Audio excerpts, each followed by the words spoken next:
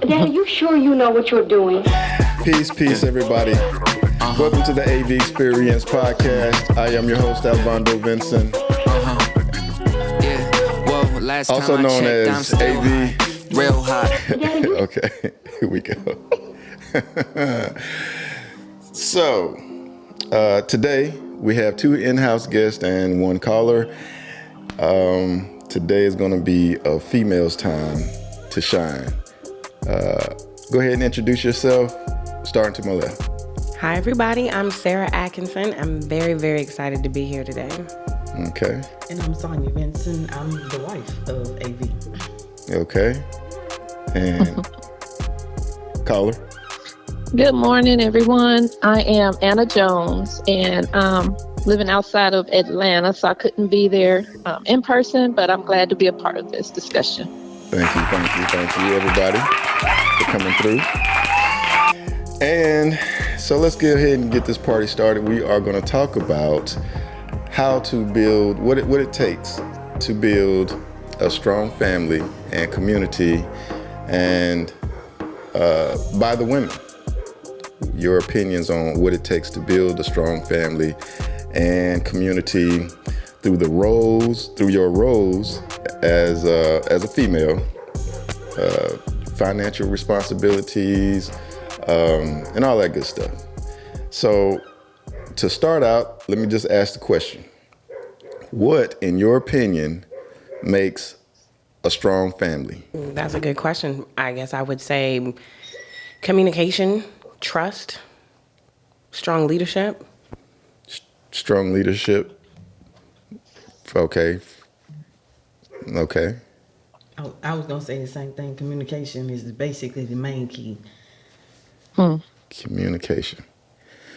So, is that prevalent in your life? Are you a part of a strong family foundation? Are you a strong female? Or, what do you think makes you a strong female?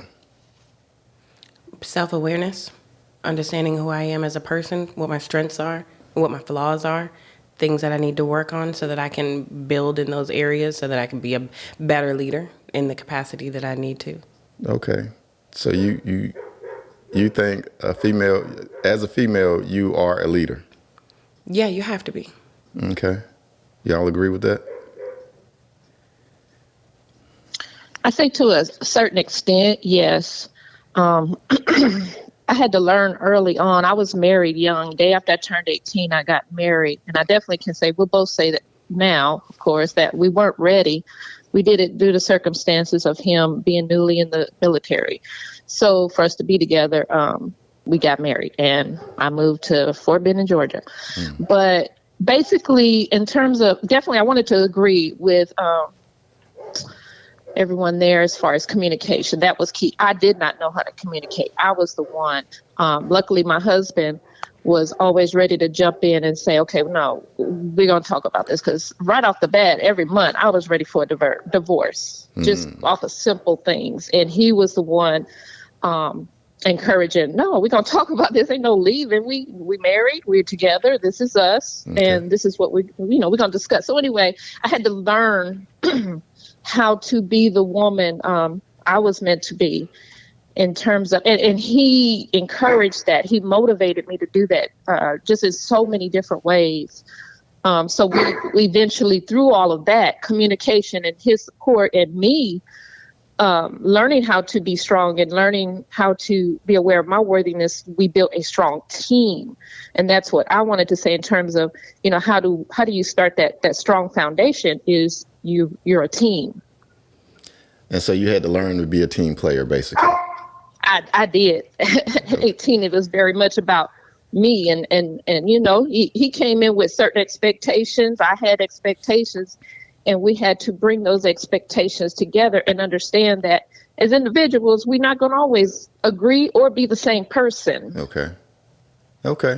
That sounds good. So he automatically came in and took the role as a leader, right? Or is what it sounds like anyway. Definitely, yes. Okay. How long did it take you to get in line pretty much? I'm still learning how to get in line. Yeah, okay. Honestly, it's work. It's work because of his personality. We're very different. I'm very laxed and very, I probably have some ADHD. And he's very disciplined. He's very structured. And so, I've had to learn through the years that some of the things he does expect are beneficial to our family, to our lifestyle. And so, no, I'm still learning. But I do see the benefit of having him as leader of our home, our family.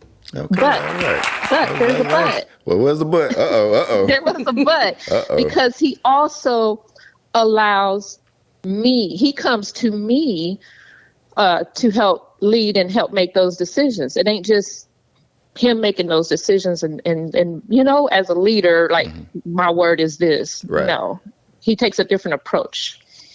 Well, okay. I mean, a leader, in order to be a leader, he has to have followers. He also needs guidance and assistance in leading. So as long as you understand that role, I mean, hey.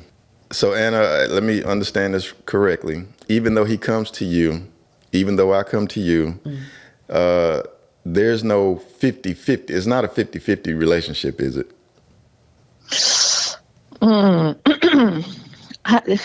That's a difficult question because in our house, it depends on what you're referring to. I put it that way. Everything. Because in our household, Everything. The whole marriage is the marriage of 50-50.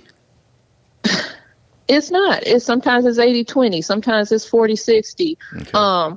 But I'm going to tell you, when it comes to roles within the household, within the family, raising kids, it pretty much was 50-50. And I'm so thankful for that. It wasn't no, baby, I'm sick tonight. Can you cook? It was one night I cooked, the next night he cooked. Then I cooked, just back, like without fail. Okay, but that's not 50-50. That is giving all that you can in the relationship, which it should be. Yeah. You can't measure a 50-50 in a relationship. Yeah, I guess that's why. I guess that's why I was saying that's kind of a difficult question. But I just, 50-50, I just don't know. Maybe that's why I am confused in those terms, because it probably isn't. Maybe that's the question. Maybe that's the answer. It isn't 50-50. Okay. My first marriage was 50-50. My only marriage was 50-50, but I wouldn't do that again. Oh, so how was it 50-50? It was 50-50 because where he should have been the leader and I should have been the follower, we were not clear on what our roles were. So what do you call 50-50? Both of us leading or him delegating leadership to me and then putting that weight on my back or me taking on that responsibility, 50-50. So instead of him being the primary leader, it is us being the leader back and forth, toggling. Okay, so was it a power struggle or was it just, y'all just agreed on certain things? I think I can't say that so we did agree on things. We talked everything out. We worked it out in the way that we thought worked best for us, but it didn't. We thought it did, but it didn't. And it was a power struggle because I was helping be the primary leader, but that is not natural for me. So it was a power struggle in that. I wasn't fighting him, but I was still fighting myself in the situation because I was doing something that was too much for me to handle, and it was not healthy for me. Got you. So hindsight being 2020, not to talk bad about the man, but let's talk about the decision. How did you decide on the man to marry? It was 100% based on love, not based on characteristics or future, like what our values were for the future. It wasn't value-based or it wasn't value-based enough. It was just love. We got butterflies. We're going to do this forever. Gray hair. It's going to be fantastic. Yeah. But in hindsight, that was not enough because there are so many different variables and somebody has to be the leader and there has to be a lot of trust. And if you're doing 50-50, somebody is not fully trusting. Okay. That's good. Yeah. So, Anna, you got married out of circumstance. And love, just like she said. Boy, that rang some bells. Because at 16, when we got together, or at 18 when I got married, I had no idea what I wanted in a husband, definitely didn't expect to get married that young. So yeah, I totally agree. Okay. So that was good. In the initial, like at 16, how much older is he than you? It tends to be about a year and a half. Okay, so he was a little older. So was leadership in your mind when you said I do, or when you decided to get with him and say, let's get married? I'm not sure leadership was in my mind as a young woman, young adult. It definitely, I considered myself a strong, independent woman. Had even said I would never get married that young. Mm-hmm. I had just got into college, pursuing a degree, and I was not looking to yield in a marriage, but something she said struck with me naturally. I think it happened for us in that sense. There was some issues, and like I said, every month there were some issues, but so of course I was not prepared to be led by him, like in the a lot of senses. But naturally, I had to learn that was the way for me, and it ended up working out, and we learned to build on that. But it was definitely something I was not expecting. Okay, so when we got married, I'm gonna direct this to Sonia. When we got married, what was your why? Why did you choose me? Because I felt like you were my person. As far as speaking, you had the way your lifestyle was, and the way you valued life, and your persona. It made me want you more, because I seen you as a person that was gonna help me be a better me. So, did you see leadership? Did you say, boom, bam, he can lead me in being a better person, or being, or was I a compliment? Explain that. As far as leading me as a better, leading me in the direction I need to be, because I had just got out of a relationship and was going down the wrong path. So as far as me learning how to be a better wife to somebody. Okay. So if we didn't get married, I was pretty much grooming you for somebody else? No. Why would you be grooming? Look, there was going to be no other one. I chose not to be, I was not going to get married ever again. That was my thing. I was like, this is it. I'm not doing this ever again because of the circumstances in the prior ones. But I chose you because I seen the way you were in life. Okay, Sarah, how old were you when you got married? 21. 21. You said you want to do it. Would you do it again? Absolutely. A better decision. 100%. This time is going to be excellent.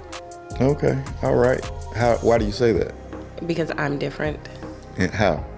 I understand, again, more of myself, what I need as a person, how to show up for myself and satisfy my own needs. I don't have empty space inside of myself anymore where I'd have to be codependent on my partner. I am dependent, and I can rely on him not because I need him to do these things. I can rely on him based on trust alone. Like, he's not responsible for making me happy, healing me, like making sure I'm not bored. Like, I can be a sufficient woman and compliment him appropriately without being codependent, needy. Well, all of you, this question is for all of you. Because I know women like to talk, and sometimes men don't like to listen or don't want to listen. If he said, can you just go sit down and be quiet somewhere? Can y'all adhere to that?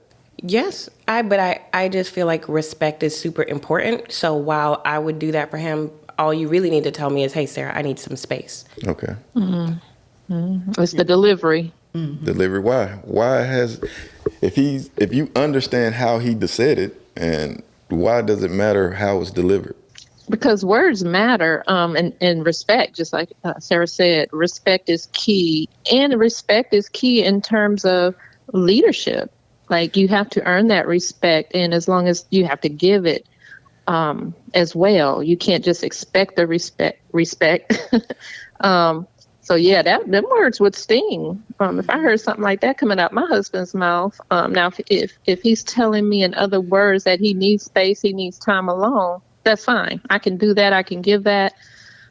But no, you're not going to go tell me to just go over there and sit down and shut up. So when we got together, you said I was a little blunt, a little crass, but whatnot. You know what I'm saying? And my delivery wasn't as pleasing, I guess you could say. It wasn't. So. But I understood. Yeah.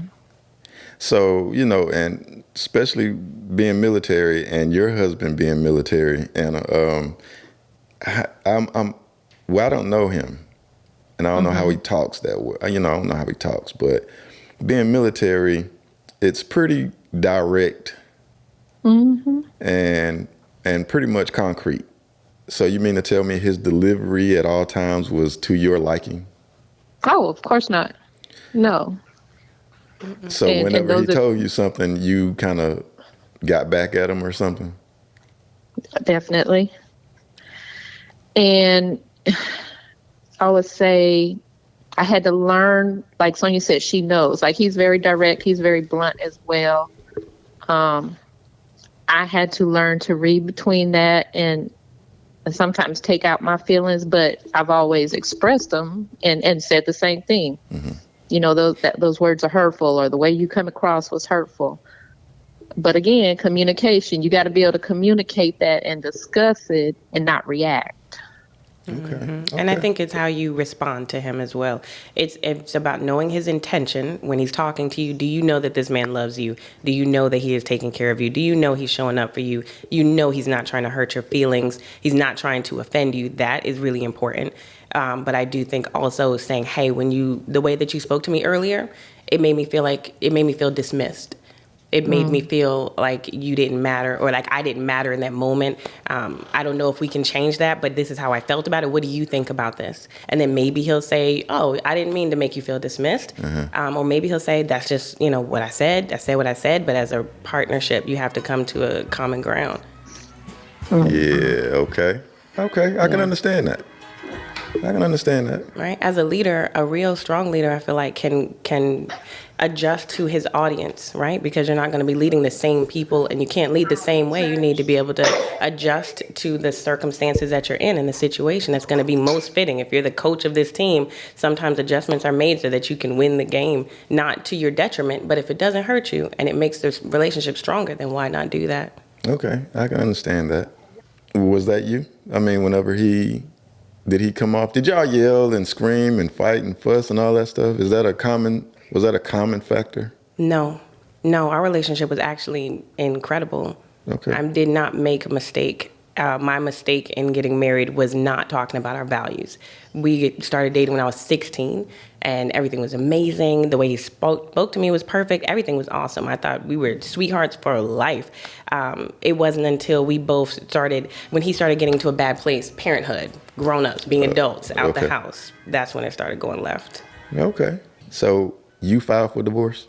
I did. So you just gave up?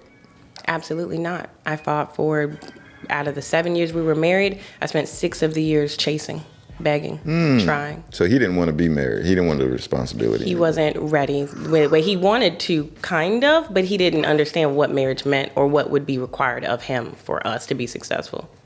So did he go out and try to find another female to 100%. As soon as we got pregnant with and had our first child that he wanted, that's when he ended up going out, because we had a lot of responsibilities. And I didn't know until later, because we had an issue with communication, that he felt like he wasn't getting enough attention and time, because my attention was now split between him. I worked full-time job where I didn't have to work full-time job before. And now we have this baby that is constantly needing attention, and we didn't have a village. So we didn't have support, and we didn't have alone time, and that made him feel alienated and really pressured. Got you. Okay, so he cheated because of attention, basically, is your perspective. What he told me, at least. Okay. Okay, cool. All right. So, Anna, I know you said every month you had an issue or whatnot.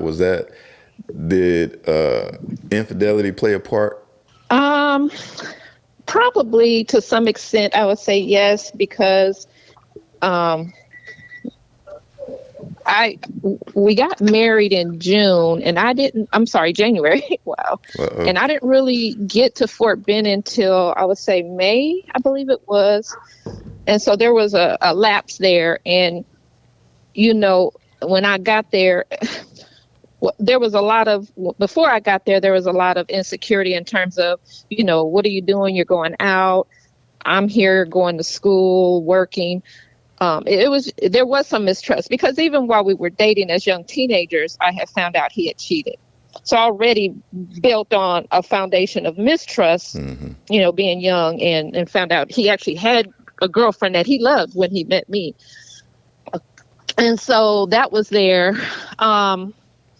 So when I got to Fort Benning, he's always been very good on, I say good, I guess for me, it felt good, including me. He had his group of guys that he hung out with before I got there. They would go to Fort Benning, the park there in Columbus, Georgia, cruise around. So once I got there, he always included me. I was only girlfriend in that group. But I still sensed something was off. So I had my doubts. I had my insecurities. And that was part of the argument. But it was also domestic stuff that caused a lot of our issues, because he was very structured, even as a teenager. As a teenager, I'd go into his room. His clothes were color coordinated and stacked in his closet a certain way. Okay. So domestically, I was an only child. I wasn't used to washing, cleaning a house, cooking, nothing. So he basically showed me or taught me, because he was a baby of 8. He knew how to clean. He knew how to cook. So a lot of our issues early on were just domestic things. And I felt like, you're trying to tell me what to do. For him, it was just, this is life. This is how you take care of a home. And I had to grow to understand that part of it. So you were the problem. I would say, I ain't gonna say I was a problem. I would say I didn't know, and I had to learn. So when you said you had an issue every month or whatever, you had the issue. It wasn't because of. But again, back to his delivery. Like I'm gonna show you an example. One of our early arguments, a couple of them, I still remember to this day. Why is the shower curtain open? Well, what you mean? Why the shower curtain open? It needs to be, closed. Mm-hmm. And so I'm thinking, what the hell? Like, what difference do it make? And just something like that. And it would blow up. It did cause a big argument. Come in, or, I want the cans turned this way in the cabinet. And I mean, he was just very militant. And so does that make me the problem? Or does it make it that he's so just structured and have to be this way the problem? Well, that depends. How, y'all stayed together. So has he changed much? Has he changed much? He has changed. And a lot of it is because over time, I had to let him know that's not me. So you're going to have to adjust too. I done did a lot of adjusting, and I'm going to need you to adjust, because I'm not comfortable living this life of just structured and everything has to be this way. So yes, he's changed as he's learned how to ease up, even in his communication and his tone, because he is very blunt. And there were things he would say that would hurt my feelings, because there were times where I wanted to leave, because I'm not going to sit here in a marriage and not be happy or not feel that I'm valued because of the way you talk to me. Mm. And so, he did, have to learn he learned how to adjust his language towards me so that I could receive it in a better way.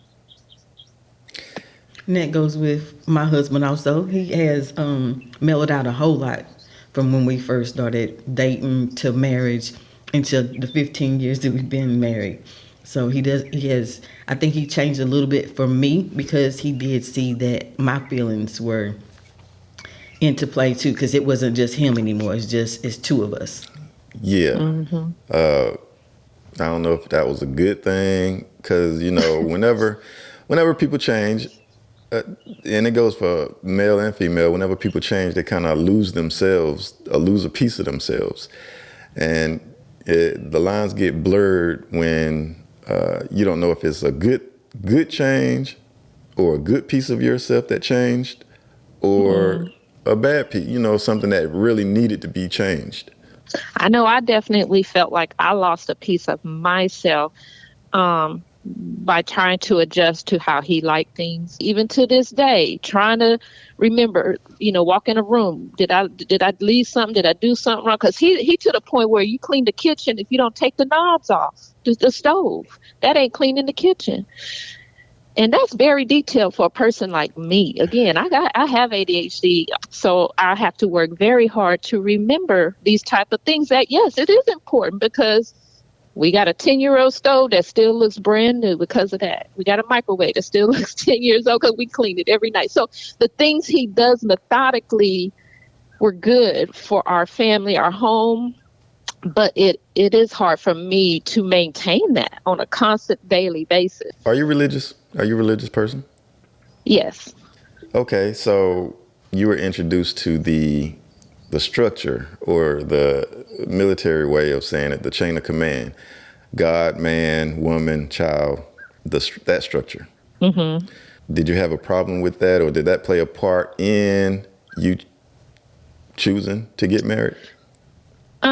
No, it didn't. I never had a problem with that. It felt natural, allowing him to be the man of the household, and it doing that, meaning, him leading. But I also believe in astronomy. I'm a Capricorn. He's a Leo, so we did butt heads. But a part of me was I just never struggled with that so much, except like I said, just in the beginning, it was a lot of just, you need to do it this way, that way, kind of thing. Mm-hmm. Sonia, I know that you were Christian, and I know I've said it before, with the fellas and whatnot, that was your structure. Yeah, because that's all I knew coming up from a baby, basically, that, this is Christianity was the, household, God, man, child.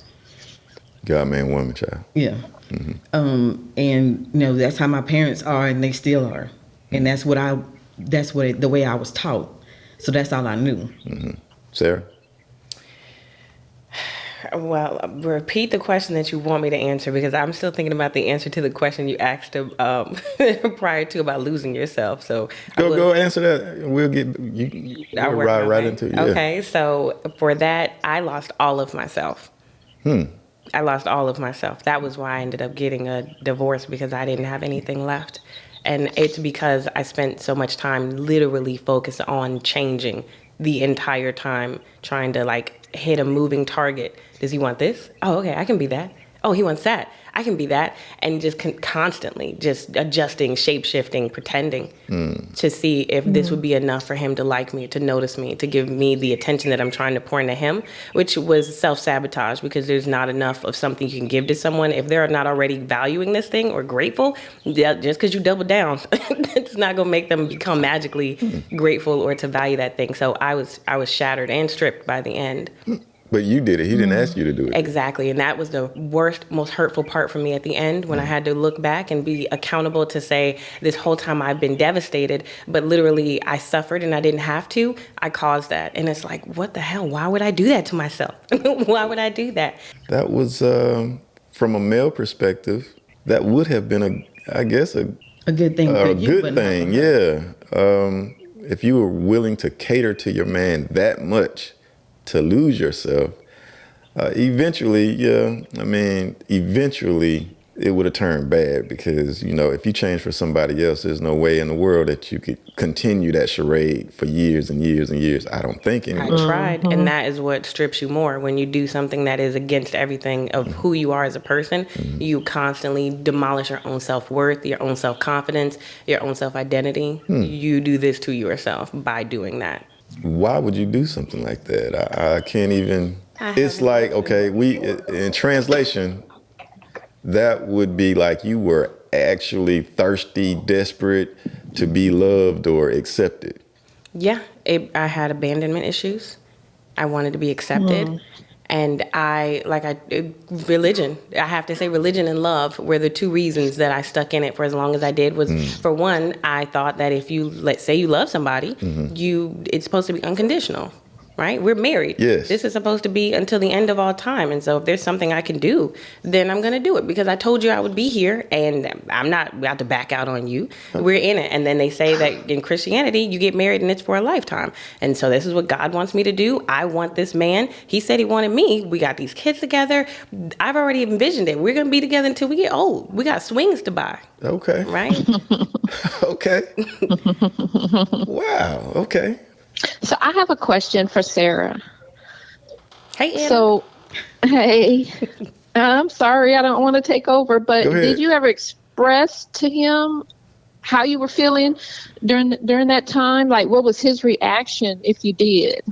So again, I have to take accountability because my communication was trash. It was trash. I had a lot of feelings and I walked on eggshells a lot of times because in my brain, my belief was if you want someone to love you and to value you, you do not rock the boat. If I rock the boat and now my person is upset or they're angry or they're sad at me, then there's a negative consequence that is going to happen. And so I tried my best to not upset him, to not rock the boat. And so, but in doing that, that was a terrible plan too, because then whenever I would get too overwhelmed, it's like shaking a soda can. I've been holding it in, and now it's an explosion of emotion and an explosion of feeling and communication. And he don't understand what I'm talking about because I haven't been saying anything. To him, he's like, well, you've been smiling, so I thought we were great. Like, as long as you're smiling, I thought we were perfect. I know I did that thing that was disrespectful. I know I hurt your feelings, but you still smiled about it. And so that was a big, big issue. And so when we did talk about it, though, he could not relate. And he also wasn't open to understanding my perspective. He had his own. Wow. Well, you got with the wrong dude for real, because there's some dudes, some solid dudes out here that would have loved your perspective on marriage. So have you dismissed that whole thing altogether? 100%, 100%. Even, and he has come back since we've broken up, since we have divorced. He's absolutely come back since. However, I could not, even if I wanted to. Right. And it's not a matter of ego or pride, because if I thought that it could work, then I'd absolutely do it. But it could not work because of who we are, who I am, and who he is still. And that just could not work. Right. So do you think if he was to change in any kind of way or grow up, would you take him back? It would have to be significant. And if he did, I would be open to the conversation. Well, I would say no. Even if he did, I would say no, don't take him back. I don't believe in going backwards because you changed. It may be good for you, but it might not be good for him. He may have changed, but it might be good for him and not for you. And the reason that you dismissed it, that's the reason that you're split to begin with, somewhere down the line it's going to come back up, because I don't believe that a person can change their core being. But it can also grow, though. Growing is not changing your core. It's just, some people call it maturing, I guess. That's growth, but it's not change. Understand what I'm saying? Anna, you quiet. I'm thinking. That's deep. I agree. I think a person who is who they are at their core, but I do believe a person can change in certain aspects. And I don't think it has anything to do with growth. I think it has to do with awareness, because if there's that communication, now my husband never cursed me, but I could just see us as getting older. I don't know. Sometimes they say people, when they get older, they just get bitter. And that is not me. That is not what I want to be and who I want to be with. So I had to let him know this is the direction I see us going. I'm going to become resentful because of the way you talk to me. So he was like, okay, give me some time, because I was ready. I was putting in for jobs in California. Just got to the point where this is enough. And I told him that, like, I can't do this no more. He was like, oh, whoa, I didn't know. Like, he knew, because it had always been a thing. But he was like, okay, allow me to change this behavior. Watch my words. And he did. And we still together. So Okay. I have a leaky faucet on my side of the bathroom. He was fixing it, had it all torn apart. Here come my happy-go-lucky ass. I want to go to the Tutankhamun, King Tut exhibition. And he knew this. He had been known. And I said, Can we go today? He said, no, I'm good. I didn't take that first cue and let him be good. I said, I kept on. I said, no, I want to experience it with you. He was like, look, I told you I don't want to go. And that hurt my feelings. So how did I have to let it get to that point? I should have just hit this man under the sink, fixing my side of the sink. Right. So it's a lot of back and forth. And I had to realize not everything he said was meant to hurt my feelings, but it was also coming from me and my persistence, or, how I reacted or spoke to him. Like I said in the beginning, you was the problem. Hey,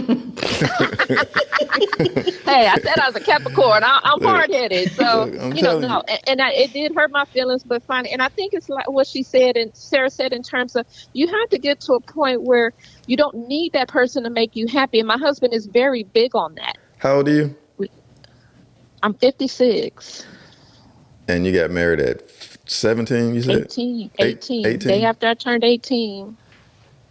That is a long time. We pushing 30. Yeah, we 38 years, 40 and all together, and still learning. And that's what I think a lot of people don't understand, especially young people don't.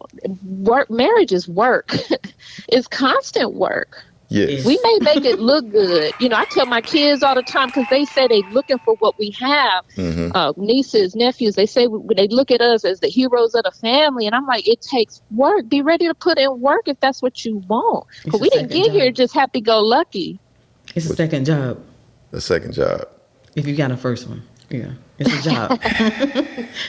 Okay. So what is your, I know you light-skinned, but what's your ethnicity? I'm Mexican and Chilean. Chilean. Okay. So let me ask you, were you groomed to be a wife? Did you have to? No, not at all. And that's the thing. My husband. Hold on. Wait a minute. Oh, okay. How do you know you wasn't groomed? You said you're the only child? Yeah. So your mom never, did your mom ever tell you, can you take such and such a plate or, stuff like that? Oh, no. No? Okay. So no. What kind of Mexican are you? My mom, I wasn't raised in a Hispanic culture. That's one thing. Okay. She got married when I was in the 8th grade. To who I would call my dad. Okay. But by that time, I'm 8th grade. I was raised, and that's what I was going to say. That's my husband's theory, is because I was raised by a single mom, saw a lot of men coming in and out of our lives. I wanted stability. He says that's why I decided to marry him and stay with him. That's his theory. It's just unconsciously. That I was quick to say, no, I wasn't groomed to be a wife, but my husband would disagree because of all the stuff I witnessed and went through as a child. He said he would probably say I was groomed for it, although domestically I wasn't. No, like even when we got married, we were young. When you asked about the plate thing, we were at family functions and his sisters would be like, I'd be up there giving me a plate. They'd be like, you better take him a plate. I'm like, no. And they would say something out loud and he would be like, she don't bring me my plate. What? Yeah. Oh, yeah. So you wasn't groomed to be a wife, but you were psychologically prepared or wanted a husband. Yeah. I guess that's what he said. I don't think so. I still to this day don't think so, because up until I got married, I said I wasn't getting married young. Oh, yeah. You was looking for a man. It may not have been a daddy figure, but you was looking for a man. I think I just females, don't feel like I was. So it could have been unconsciously. Yeah, unconsciously. That's what he says. Yeah, that's what he says. Yeah. See, we don't have many discussions about this, but yeah. Quit being the problem. Me and I are always right. I'm trying to tell you. If I would just sit back and submit, right? No. Yeah, quit being difficult, doggone it. Nah, what you got going on is evidently is working. It has worked or whatnot. So that's cool. That's cool. So how would you do it again, Sarah? How would you go in first? So now you have confidence, self-esteem. You know who you are. You're willing to be who you are. Yeah. Uncompromised or compromising? Uncompromising, because I feel like you have to be what you're looking for. And I want my husband to be someone who is strong in his integrity and uncompromisingly himself. Uncompromising, is that a thing? I'm asking you two married women.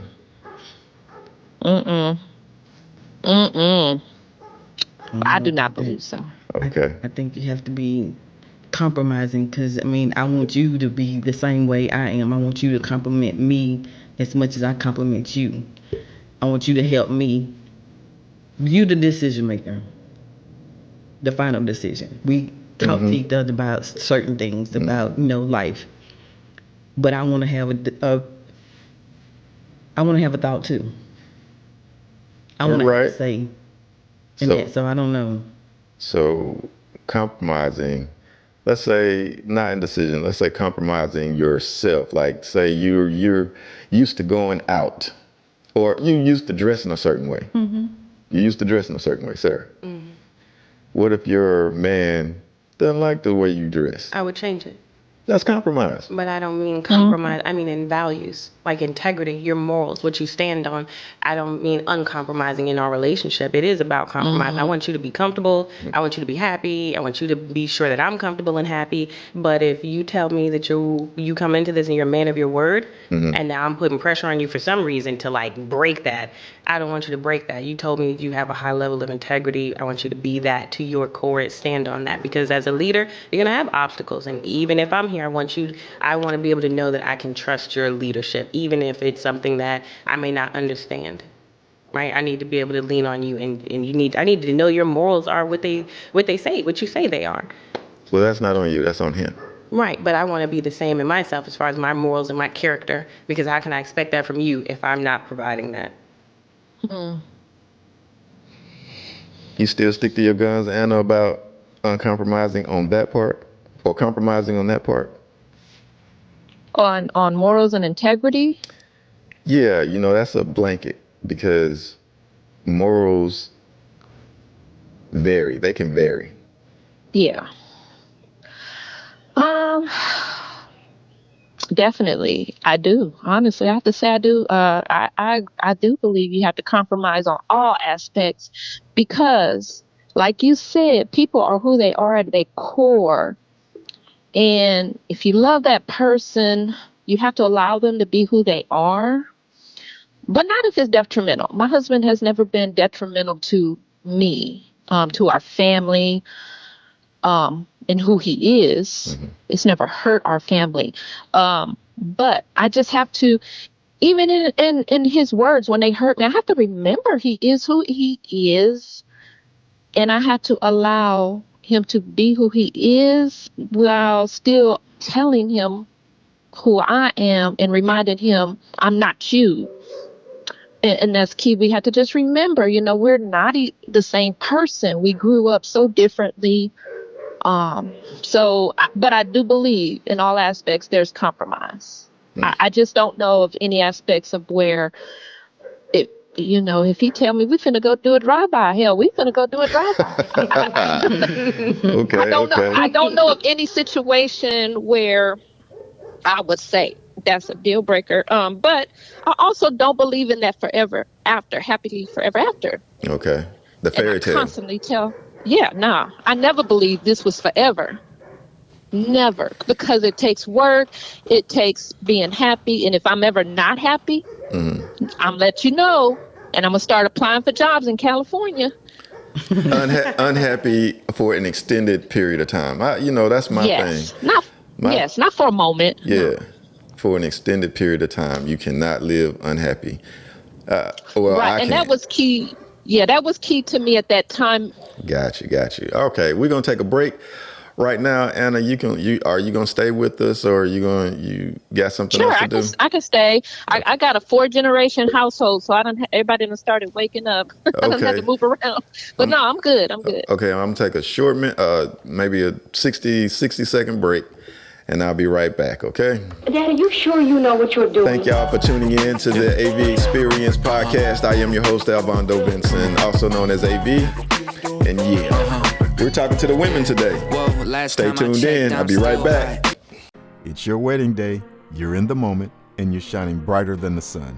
This is a day you should never forget. Unfortunately, memories fade over time. But I'm here to put your mind at ease with a professional video that will bring that moment back to life every time you watch it. You can even share it with family and friends so you all can smile together. Contact AV, your professional videographer, at www.avfilmsolutions.com. That's avfilmsolutions.com. Daddy, you sure you know what you're doing? All right, welcome back to the AV Experience Podcast. I am your host, AV, and we're talking to the women today. Yeah. Now it's time to Last time I checked, go a little I'm still hot. a little deeper. That was the warm up, I guess you could say. We're going back to that question, Sarah, about religion and the structure about man, woman, child. Is that what you grew up on? No. Okay, what did you grow up on? No, that's what my extended family did. Okay. But my mother was a Christian, but a free spirit. She just did whatever she wanted to do. She had multiple husbands and multiple boyfriends. And At the same time? No, back to back. Oh, okay. Back to back, okay. Maybe 3 or 4 husbands, a lot of different boyfriends. And the structure that I learned from her was that you pretend like the man is first, but really the woman is first. Okay. And then the kids are sometimes first if there's no man around. But when the man comes around, then the kids kind of go on the back burner. So it was a little bit all over the place, and that, obviously skewed my perspective of the roles. Okay, so as a young adult and you getting married, how did you go into it? Did you adopt that same philosophy? Well, I knew that it was supposed to be God. I thought it was God, then me and him and the children, or like all kind of right up under God, except my husband wasn't religious, so he didn't even have God for real on the spectrum. And so I had God number one, he didn't. I was trying to make the kids a priority because I didn't want them to feel left out like how I did. Okay. And so I was like, I gotta be an extra great mom. I don't want them to feel neglected. And then me thinking him and me are just at the bottom, just going through the mud. We're gonna pull everybody else up from the bottom. But it was jacked. Yeah, so that was crazy. It was. To me, it seems crazy, Evidently it was because it didn't work out. Mm-hmm. Okay. But she tried to make it work. But how, with no structure, how are you going to make it work? That's the leadership issue that we had. Because he wasn't he had no sort of male guidance. So he didn't know exactly what his role was. I'd only seen my mother being the leader and making things work. And I've seen his mother, the leader, making things work, working multiple jobs, kind of just giving everybody guidance. And so in my mind, I'm like, oh, this must be how it goes. And that's also what he expected from me. He expected you to be the leader. He did, because that's what he had seen his mother do. And so he was perfectly content with me carrying the weight of the world on my back, because he's like, my mom can do it. You could definitely do it. But his mom was a single mom, right? Yes, and she was exhausted all the time. So he was just whack. That was a whack dude. My bad. I ain't, accustomed to downing other brothers or folk or whatnot, but good gracious, he's just lost. If he wasn't taught that, then it wasn't his fault. False. If you're not taught, if a man is not taught that by a certain age, how old was he? When his father passed? When he got married. Oh, he was 23. He was 23. By 18, if you're a male, by the age of 18 or out into the real world, you should know, even if you wasn't taught. I came from a single parent household. You should know what you want and how life should be. I agree. So, that's an excuse that's invalid. Yeah. That's true. I'm gonna jump in on that one now, because my husband was, like I said, he was a baby of 8. He saw domestic violence between his parents. They were married, raised their family, 8 kids, until his father passed away when he was in 8th grade. But he saw a lot of violence internally, domestic violence, a lot of cheating. He saw his brothers and sisters commit domestic violence on their partners, a lot of cheating. So for him, he made a conscious decision when he met me and got to know me. This is who I want, who I can build a life with. And these are the things I want to avoid. He also saw a lot of drug use, a lot of alcoholism. They could smoke weed in their house as kids, as teenagers. They could drink in their house with their parents. So he saw a lot, and he made a conscious decision. This is not what I want for my future family. Right. So you're right. He made those decisions and choices. So we can sit up here and say that's, what he grew up on, that's what he saw. But at some point, you got to make a conscious decision. And I always say this, you either going to choose that path to go down or you're going to choose something different for yourself. That's right. That's exactly right. And when we look at life, I think it goes for females too. Maybe not as much because y'all use more emotion than logic, in my opinion. But I think it works for both ways. You make conscious decisions on what you want as opposed or based on what you grew up with or what you used to seeing. You make a conscious decision on what life or what path you want to go down. Yeah. I don't know if I would agree that it's conscious initially. Well, sometimes. Yeah, I'm with you. Unconsciously, you make that decision too. I feel you on that. Because sometimes people don't, like for me, I have to take, I know you guys are saying that he should have known, but again, I have to take accountability because had I known, I could have done a better job vetting and I could have avoided a long-term situation and a lot of pain and suffering, but I wasn't educated and I didn't know what to look for and I just thought love was enough. Had I known more about what I wanted as far as leadership and values and characteristics and making sure to have the tough conversations, we could have maybe our marriage could have worked had we had those conversations, had I been more educated and more aware of what I needed. Now I want to go back to what you said about with your mama, the women let the man think he's leading and so forth and so on. In a way, this is just me. This is my opinion. I do believe that the woman holds all the power. I do believe the woman holds all the power because everything comes from the woman. All life comes from the female. So I do believe you hold more power than the male.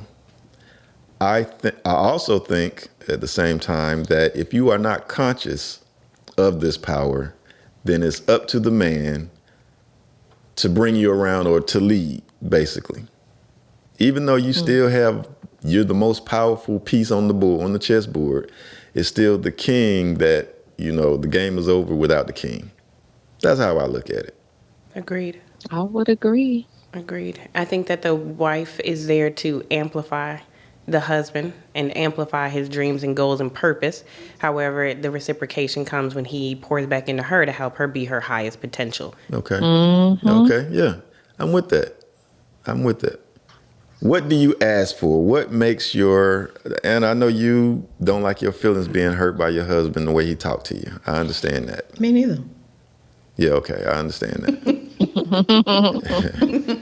What else is there that the man does that could make or break the relationship?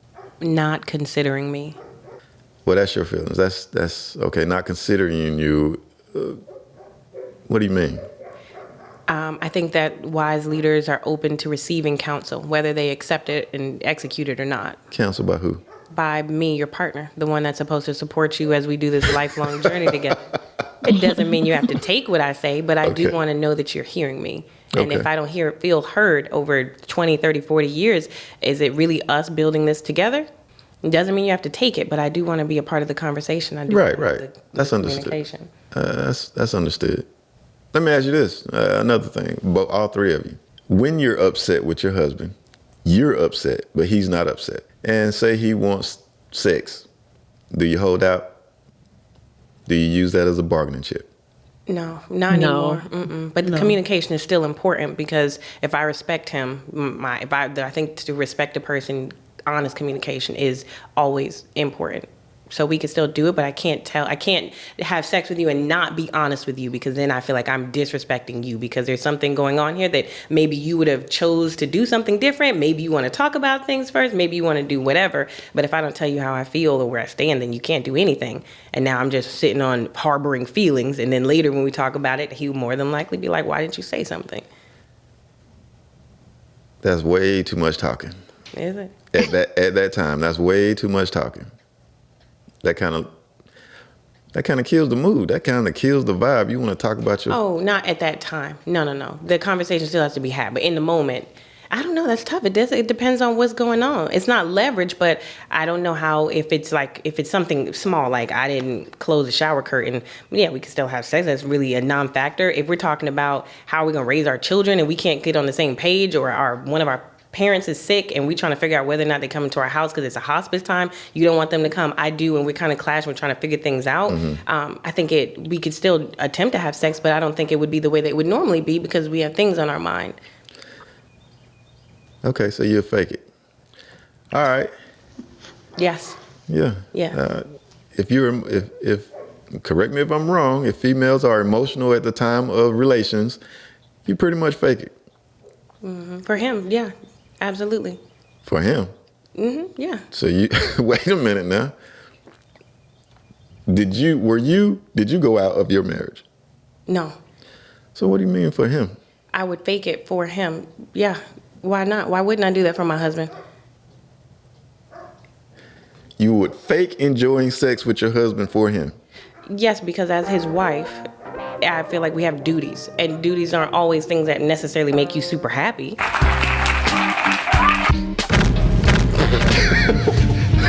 My God. Oh, okay. I like that. That answer was off the chain. Of course you would like Okay. that. You're the man. Yeah. Well, it came from a woman, though. Okay.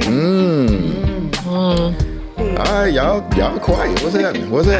I mean, I don't look at it as duties. I can't even think of a situation where I wanted to withhold sex, but there were times he knew I was upset, so he don't ask for it. I never had to say no because I'm mad. Like, no, we ain't gonna do nothing. I'm upset with you now. There was never that situation, but there were times we didn't do anything because we were upset or I was upset. Because he knew I was upset. So maybe it was just him not asking, like, I hurt your feelings, you upset, but I still want to have sex. We never came across that situation. Maybe that's a part of him being respectful of knowing I'm mad. Okay. He was- Out of 30-something years, and that's never happened? Of me withholding sex? No, of him, you being in that situation where you would trying say, to have sex with me, being upset, and even in the early I have years. to ask him. Yeah. I have no. I mean, we enjoyed sex, so it wasn't something. That was one thing I wasn't really willing to play with. I guess maybe. No, because it was enjoyable for both of us. It was. I wasn't gonna withhold it from myself just because I'm mad about the shower curtain. Okay. Okay. Unknowing, have you ever done that to me? No. I may be upset and have been upset, but I'll just, if you want it, then we just go ahead and then we may talk about whatever I'm upset about afterwards. Oh, that's true. Okay. So, all right. Yeah. What were you I was say? going to ask you, Al, love did that. did you ever feel like she did? Don't think so. Not that I can recall. No, Yeah. I don't think so. Because now I got to go ask my husband that, but you're here, so we could ask you. Yeah, I don't think so. I've had sex with my husband for less. For less? Yeah. What do you mean? Less, because we're talking about happiness in the moment. When I was married and we were going through long stretches of hard times, we still would have sex, and I felt completely disconnected, completely unhappy, completely empty after. Still did it because I was, again, trying to prove something, trying to hit a moving target, trying to please. So, yeah, absolutely. For a husband that loves me and is respectful and that we on the same page, absolutely, I'd fake it, for sure. Oh, okay. Yeah. You just answered, Sarah, it does not have to be a romantic encounter for you in order for you. It could just be relations. It doesn't necessarily have to be romantic. So that's not my preference? Of course. I would prefer, yeah. But as far as a marriage, we could do that if that's the husband that I end up choosing. But hopefully, I choose one that is more emotionally intelligent than that. That also wants intimacy, that also wants romance, that also wants to feel connected to me. All the time? As often as possible. That's gay. That's not gay. No, it's not. No, it is not. Not gay as being homosexual, but gay as being soft. That's I think soft, emotional men are wants to be intimate and all romantic all the time. That's the kind of guy that don't know how to change a tire. That's trying to please his woman. Yeah, that's also a guy that don't know how to change a tire. That's a guy that don't know how to fix stuff. Well, it doesn't have to be I think- rose petals. I think it also has to do is how you view sex and your sexuality. What do you mean? I think it's in terms of it's a natural, like body releasing. It can be raw. It can just be very not romantic, not emotional. It can just be, let's just do it because it's a physical need. For the woman. Yeah. I mean, I felt that. I felt like this is just something I need right now. Okay. Like, I've never been one, like, I don't know, it's growing up, but we always heard a little thing about women not wanting to have sex because she got a headache. Mm-hmm. Or tired. I've always felt, or tired, but I've always felt sex helped me. It created some type of physical, chemical reaction within me that relieved a headache. Or that made me feel better. It was something that physically enhanced, me at the time. So I never looked at it as just doing it to be romantic or because I'm in love. It was also a physical thing. So throughout my marriage, that's how I've always looked at it. That's why I say I can never withhold sex, because it ain't got nothing to do all the time with my emotions. Like, yeah, we had a deep connection. There's times I wanted to cry after sex because it was so emotionally strong. But there were also times where it was just, let's just do it. Let's jump out the truck and go to the back of the truck and just do it. So porno sex. I don't. Huh? Yeah. Porno sex. Yeah. Okay. Definitely. Definitely. All right. Thank you for the opportunity to share. It was great. I enjoyed it. Thank you. Daddy, you sure you know what you're doing? And thank everybody for tuning in to the AV Experience. I am your host, Alvando Vinson, also known as AV. And this has been, I don't want to call it girl talk, but it was a female perspective. And we're out. Peace.